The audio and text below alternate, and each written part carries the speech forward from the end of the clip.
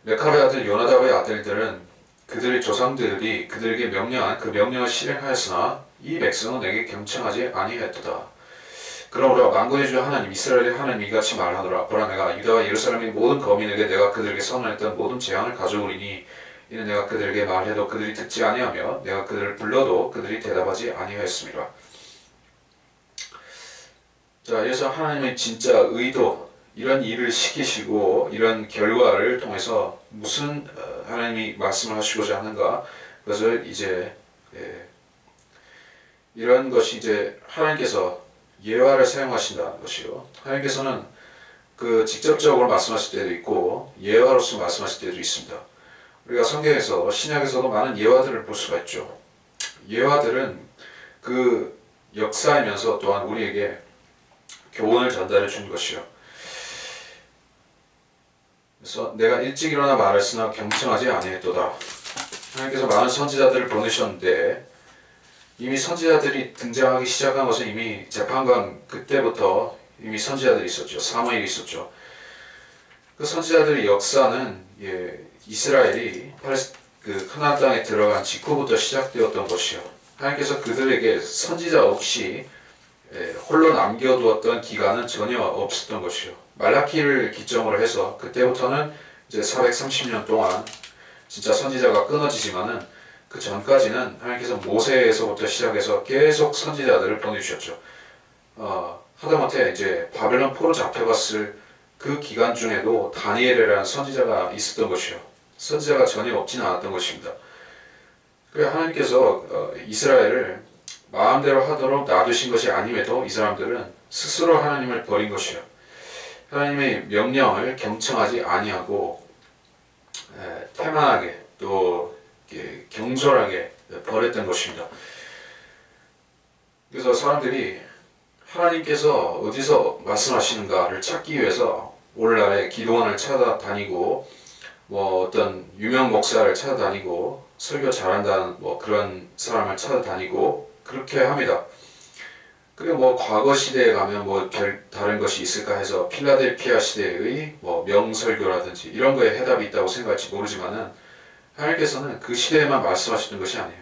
2000년 전에만 하나님께서 성경 기록될 그 당시에만 말씀하셨던 것이 아니고 암흑 시대도 말씀하셨고 종교개혁 시대에도 말씀하셨고 20세기, 21세기 지금에도 똑같이 하나님께서는 자기 말씀을 통해서 기록되고 보존된 하나님의 육신, 육관의 말씀, 즉 우리의 한국 민족에게 주신 그 경우에는 한글 킹제임스 성경을 통해서 분명히 자신의 온전한 뜻과 모든 하나님의 생각들과 시키실 어떤 계명들을 다 말씀하고 계신 것이에요. 그래서 그 말씀에 귀를 기울이는 사람들이 하나님의 뜻을 발견하고 시키시는 일들을 수행하는 준비가 되는 사람들인 것이에요. 그러나 하나님의 그 엄중한 말씀들과 하나님의 정확한 말씀들을 거역하고 더 불확실한 것들, 더 혼란스러운 것들, 더 모호한 것들, 즉 그 개혁 개정이라든지 개혁이라든지 NIV라든지 이런 변개된 것들을 가지고 하나님 말씀을 모호하고 혼잡스럽게 만드는 것들을 가지고 하나님의 직접적인 명령을 거스른다고 하면 그 사람들은 심판을 받는 것이에요. 그래서 선지자들이 직접 얘기하는 것과 하나님께서 기록된 말씀을 통해서 인간들에게 말씀하시는 것은 동일한 권위를 갖는다는 것이에요. 어떤 선지자가 말하는 것이 성경보다 더 권위가 있는 것이 아닌데 이 사람들이 이제 성경의 권위를 무시하는 세태 속에 살다 보니까 선지자가 진짜 나타나서 성경보다 더 달콤한 말을 들려주고 더 권위 있어 보이는 말을 해주면은 그 가짜 선지자, 그 가짜 사도, 그 가짜 은사 행하는 자들을 쫓아가는 것이요. 그 사람들이 설교를 잘한다고 해서 성경이 폐기가 되는 것이 아님에도 사람들은 교묘하게 꾸며낸 말들을 쫓아가는 것을 더 좋아한다. 그래서 그 시대에, 이 시대에 지금 사람의 말을 하나님의 계명보다 더 들으면서도 그것이 잘못된 것임을 몰랐던 그 시대에 하나님께서는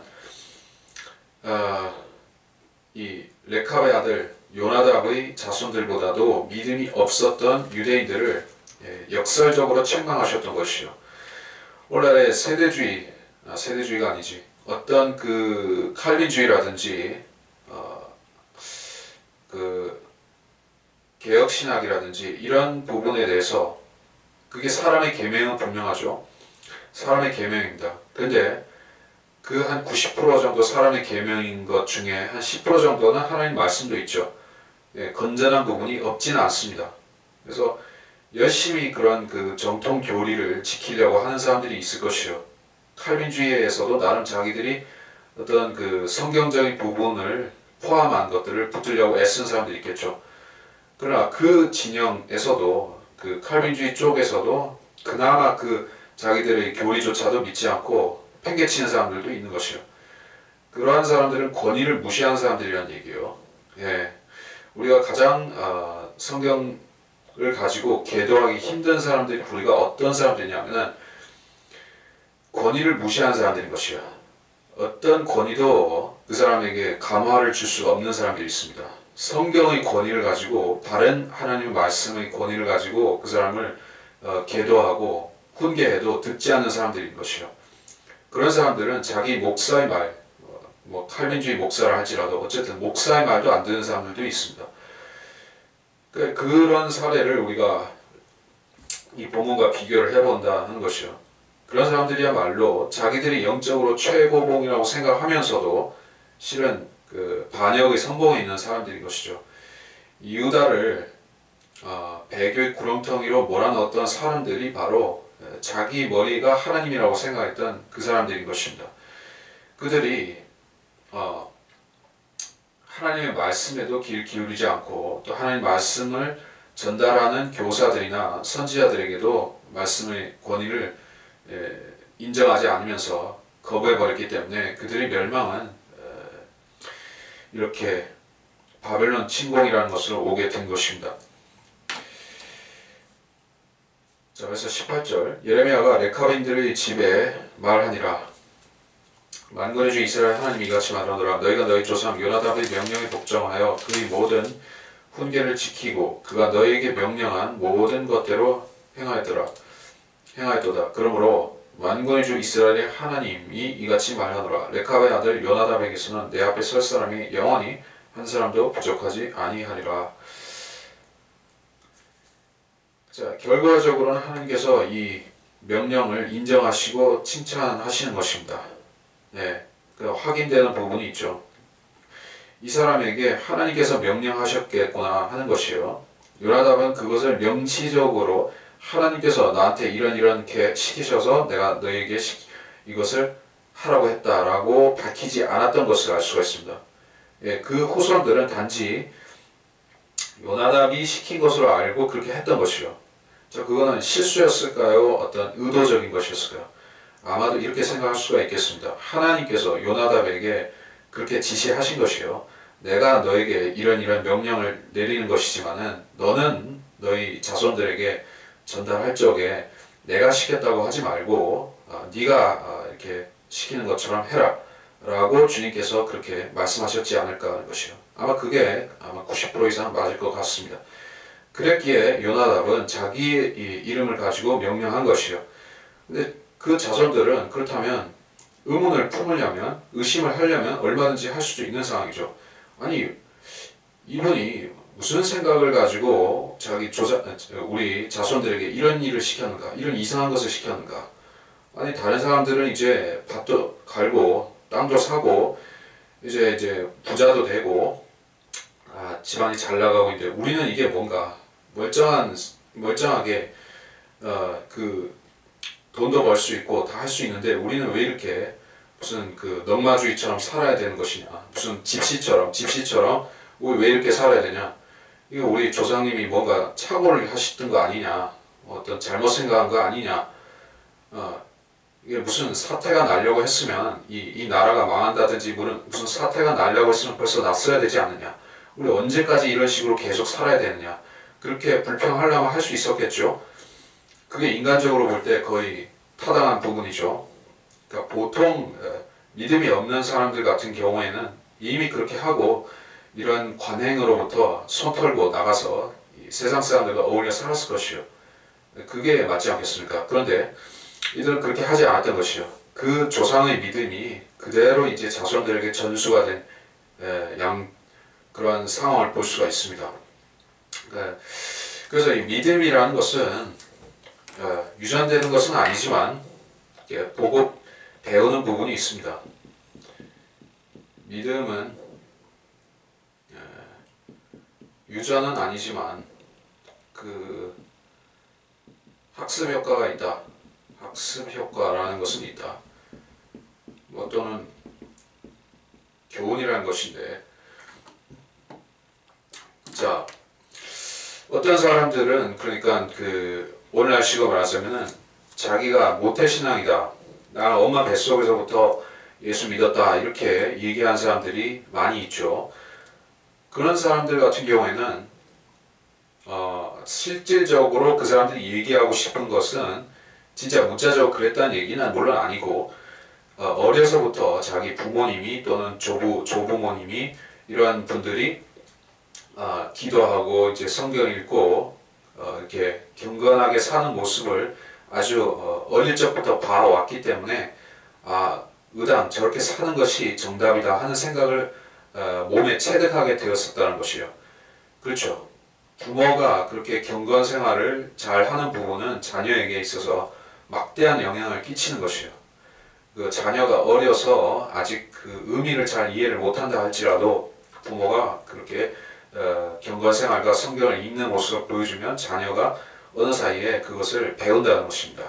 그것의 학습 효과죠. 학습 효과. 그래서 까마귀 노는 것을 가지 마라. 물든다. 그래서 좋은 것을 보라는 얘기예요. 그래서 학습 효과가 있기 때문에 이 조상이 모범적으로 살고 자기 그 명령대로 자기도 살았던 것을 우리가 분명히 알아야 되는 것이요. 이 요나답은 자기 자손들에게만 그렇게 살라고 시키고 자기는 룰루랄라 그렇게 살았던 사람이 아니라 자기 몸소 그렇게 자기 명령과 똑같이 실행하면서 살았기에 자기 자손들이 신임을 받았던 것이요. 그래서 이 믿음이라는 것은 행위와 동전의 양면을 그런 믿음과 행위는 구원이라는 부분에 있어서는 지금 이 시대 구원이라는 부분에 있어서는 서로 이게 합치될 수가 없는 부분이지만 믿음으로 구원받지 행위로 구원받는 게 아니죠. 그러나 행위라는 것은 그 열매, 그러니까 열매라는 것은 포괄적인 열매를 말하는 것이요. 직접적으로 전도의 열매를 맺는다는 그런 부분만이 아니라 생활의 모든 면에서 또는 어떤 언어 생활이라든지 모든 그 사람이 남기는 행적들에 있어서 그 사람의 행위가 믿음을 간접적으로 보여준다는 것이요. 그리고 그 믿는 사람, 그리스도인의 생각과 그리스도인의 삶의 방식과 그리스도인의 사고 방식은 일반 사람들, 믿지 않는 사람들과 전혀 다르다는 것입니다. 그들이 소중히 여기는 것을, 믿지 않는 사람들이 소중히 여기는 것을 그리스도인들은 하찮게 여기고, 우리가 소중히 여기는 것은 세상 사람들이 볼 때 아주 하찮은 것일 수가 있습니다. 그렇기 때문에 세상 사람들의 생각과 우리의 생각이 다르고 또 심지어 이게 극렬하게 맞부딪히는 부분들까지도 있는 것이요. 그래서 우리가 레카베의 자손들이 그들 조상의 명령에 따랐던 이 순종에서 무엇을 배워야 되느냐. 우리가 실제로 지금 그렇게 살아가자는 부분은 아니지만, 즉 이 비근한 사례를 한국에는 딱히 없지만 미국에나 이런 데는 있죠. 그 소위 에미시라고 하는 그런 그 18세기, 19세기식의 삶의 방식을 유지하는 그러한 그 기독교인들 있죠. 그 사람들이 어떤 경건주의의 어떤 운동의 계파 중에 하나에서 나온 것이요. 그 시대에 있었던 경건주의 운동에서 나온 사람들인 것입니다. 그때 당시에 200년 전, 300년 전 그때 당시에 경건주의 운동은 상당히 영적이었던 것이요. 그때는 오늘날에 수복음도 없었고 방언하는 사람들 이제 사이비들 없었고, 그때는 그야말로 성경대로 하면서 생활을 바로잡는 사람들이었던 것입니다. 그때는 킹제임스 성경이었었고, 그런 사람들이 이제 세상이 점점 세속화되고 육신적이 되고 또 산업화와 물질 문명이 또 산업혁명 자체가 그 시대에 이루어지면서 사람들이 점점 이제 성경을 버리기 시작하는 것을 보면서 아마도 그 MEC의 조상들은 그렇게 생각했을 것이요. 이제 세상은 점점 이제 타락해 갈 것이고 점점 물질 만능 쪽으로 갈 것인데 아예 우리는 이제 그런 거에서 눈을 돌려서 이제 옛날식 삶의 방식, 지금 같은 검소하고 단정한 생활 방식을 유지하면서 이제 믿음 생활을 하자 그렇게 생각하고 MEC 전통을 만들어서 물려줬던 것이요. 근데 그것이 시대가 계속 가면서 그 형태는 남았지만은 그것은 거의 형태만 남았을 뿐이지 진정은 남아있지가 않습니다. 그들은 그것에 대해서 거추장스러워하고 지금은 이거를 하나의 종교적인 관례 중에 하나로 여기고 있을 뿐인 것입니다. 마치 그 로마 카톨릭에서 의미도 뜻도 모르면서 미사를 드리거나 하는 것과 똑같이 어떤 형식적인 것이 되어버렸습니다. 그러한 그들의 독특한 복색, 독특한 삶의 방식 이런 것이 하나의 눈요깃거리밖에는 되지 않습니다. 자, 그래서 우리가 경건이라는 것은 그 조상들로부터 이어받은 유전을 가지고 우리가 자랑할 것이 없다는 것이요. 한국 기독교에서 자랑하는 소위 그 과거 시대 유산들이 있죠. 새벽 기도라든지 또 뭐가 있습니까?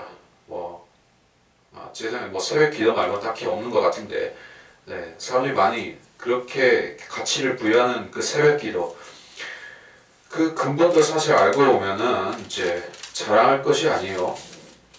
좀 성경을 우인한 부분도 있습니다. 자, 베드로전서 1장 18절에 보면 이는 너희가 아는 바와 같이 너희가 너희 조상들로부터 전통을 이어받은 너희의 허망한 행실에서 은이나 금 같은 썩어질 것들로 구속된 것이 아니라 흠도 없고 점도 없는 어린 양 같은 그리스도의 보배로운 피로 된 것이기 때문이니라. 자, 그리스도의 피로 구원받았으면 이 사람이 이제 말씀의 물로 씻겨지면서 이제 바른 진리의 말씀을 올바로 나누어서 영적으로 성장하고 또 이렇게 그리스도의 군사로서 무장하는 일이 필수적이죠. 그렇게 하는 과정에 있어서 경건 생활은 물론 무시를 할 수가 없습니다. 개인적인 경건 생활을 말하는 것이죠. 그렇게 새벽 기도라는 것은 무엇이냐 하면은 이건 근본을 따지자면 이제 새벽에 어떤 그 신선한 영적 기운을 받고자 하는 전통 종교 즉 그 무속이라든지 그런 쪽에서 나온 것이요. 새벽에 사람이 영적으로 민감해지고 활동이 많아진다 이런 생각에서 나온 것인데 물론 그것이 맞을 수도 있습니다만은 그것은 성경에서 가르치고 실행하는 교리가 아닌 것이요. 더군다나 사람들이 이제 새벽에 집단적으로 모여서 어디서 기도를 하라는 것도 없는데 그렇게 하고 있습니다. 그 결과로 해서 사람들은 내가 이렇게 함으로써 기도 많이 하는 사람이고 영적인 사람이라는 쓸데없는 자부심을 품게 되는 것이요. 그것이 교만으로 발전하고 또 그것이 하나의 전통이 되어버린 것이요. 우리가 기독교인이다 하는 트레이드 마크, 자부심 이런 표시로서 새벽 기도를 내세우게 된 것이요. 그래서 한국 기독교, 개신교에서 없어져야 될 잘못된 전통 중에 하나가 새벽 기도라는 얘기죠.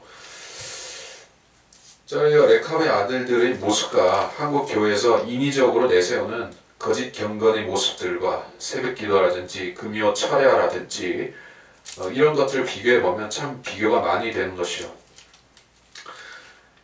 하나는 하나님의 직접적인 명령에 따라서 레카베 아들 요나답이 실행했던 것이지만 지금 한국 교회가 하고 있는 여러 가지 종교 행사들은 부활절이나 사순절이나 크리스마스나 이런 것들 다 포함해서 이런 것들은 인간의 계명이고 인간이 육신을 위해서 만든 규례일 뿐인 것이요. 그래서 그 가치는 현격한 차이가 난다는 것이요. 똑같은 인간이 했다고 해서 가치가 같은 것이 아니라 하나는 하나님께서 지혜를 주셔서 전통으로 주신 말씀이고 또 하나는 순전히 인간적인 발상과 이교에서 온 것이요. 그 차이를 우리가 생각할 적에 오늘날의 한국 기독교에서 좋은 전통들을 계승하자 좋은 전통들을 찾아내서 계승하자고 해도 참 찾는 것이 공색하다는 얘기죠. 버릴 것은 많고 취할 것은 너무나 적다는 것이요. 우리가 이 세상을 살아가면서 붙잡아야 되는 종교 전통이 있다 해도 그것은 성경 기록되고 보존된 하나님의 말씀 성경의 값어치에 될 때에는 비교도 안 되죠. 그래서 성경 중심적이고 성경에 근거한 신앙을 가질 적에 사람들은 자연스럽게 이 종교 생활의 우선순위가 정립이 되는 것이요. 무엇이 중요하고 무엇이 덜 중요하고 또 어떤 것은 전혀 안 중요한지에 대해서 그때 사람이 감을 갖게 되는 것이요. 그래서 이번 시간은 여기서 마치도록 하겠습니다.